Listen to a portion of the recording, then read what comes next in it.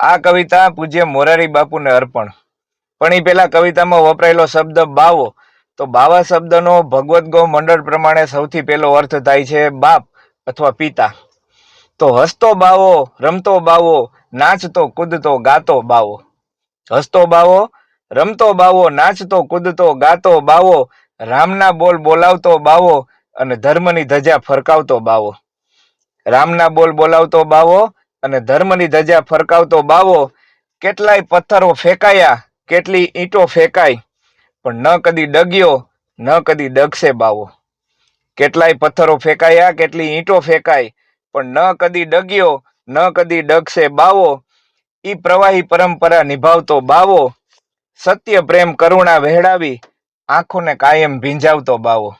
હસતો બાવો, રમતો બાવો, નાચતો કૂદતો ગાતો બાવો અને રામના બોલ બોલાવી અને ધર્મની ધજા ફરકાવતો બાવો.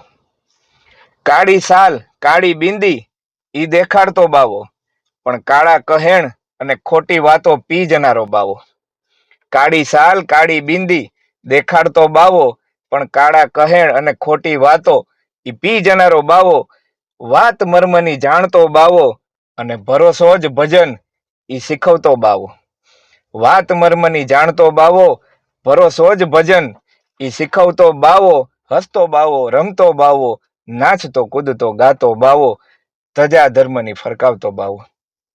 બીજે ક્યાં ગોતશો આવો બાવો, બીજે ક્યાં ગોતશો આવો બાવો, એ પરોપકારી જીવન જીવનારો બાવો.